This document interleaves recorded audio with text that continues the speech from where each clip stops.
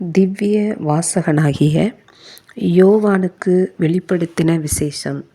அதிகாரம் 5. அன்றியும் உள்ளும் புறமும் எழுதப்பட்டு 7 முத்திரைகளால் முத்திரிக்கப்பட்டிருந்த ஒரு புஸ்தகத்தை சிங்காசனத்தின் மேல் வீற்றிருக்கிறவருடைய வலதுகரத்திலே கண்டேன். புஸ்தகத்தை திறக்கவும் அதன் முத்திரைகளை உடைக்கவும் பாத்திரவான் யார் என்று மிகுந்த சத்தமிட்டு கூறுகிற பலமுள்ள ஒரு தூதனையும் கண்டேன். வானத்திலாவது பூமியிலாவது பூமியின் கீழாவது ஒருவனும் அந்த புஸ்தகத்தை திறக்கவும் அதை பார்க்கவும் கூடாதிருந்தது. ஒருவனும் அந்த புஸ்தகத்தை திறந்து வாசிக்கவும் அதை பார்க்கவும் பாத்திரவானாக காணப்படாததினால் நான் மிகவும் அழுதேன். அப்பொழுது மூப்பர்களில் ஒருவன் என்னை நோக்கி, நீ அழவேண்டாம். இதோ யூதா கோத்திரத்து சிங்கமும் தாவீதின் வேருமானவர் புஸ்தகத்தை திறக்கவும் அதன் 7 முத்திரைகளையும் உடைக்கவும் ஜெயங்கொண்டிருக்கிறார் என்றான். அப்பொழுது இதோ அடிக்கப்பட்ட வண்ணமாயிருக்கிற ஒரு ஆட்டுக்குட்டி சிங்காசனத்திற்கும் 4 ஜீவன்களுக்கும் மூப்பர்களுக்கும் மத்தியிலே நிற்க கண்டேன். அது 7 கொம்புகளையும் 7 கண்களையும் உடையதாயிருந்தது. அந்த கண்கள் பூமியெங்கும் அனுப்பப்படுகிற தேவனுடைய 7 ஆவிகளேயாம்.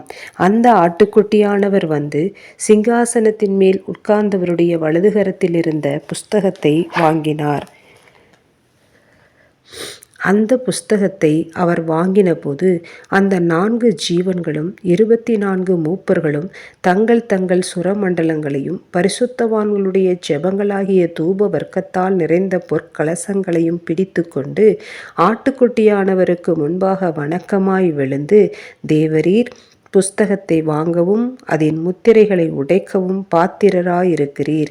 ஏனெனில் நீர் அடிக்கப்பட்டு சகல கோத்திரங்களிலும் பாஷைக்காரரிலும் ஜனங்களிலும் ஜாதிகளிலும் இருந்து எங்களை தேவனுக்கென்று உம்முடைய இரத்தத்தினாலே மீட்டு கொண்டு எங்கள் தேவனுக்கு முன்பாக எங்களை ராஜாக்களும் ஆசாரியர்களும் ஆக்கினீர்.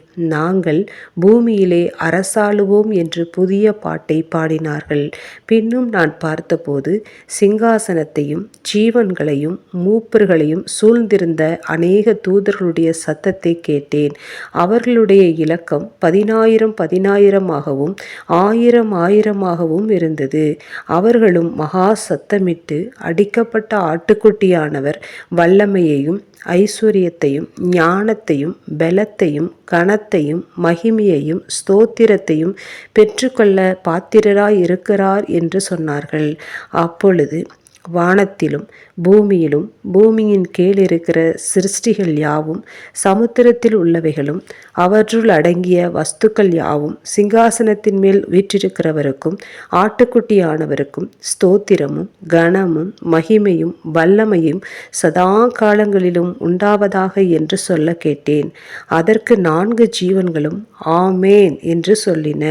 24 மூப்பர்களும் வணக்கமாய் விழுந்து சதா காலங்களிலும் உயிரோடு இருக்கிறவரை தொழுது கொண்டார்கள்.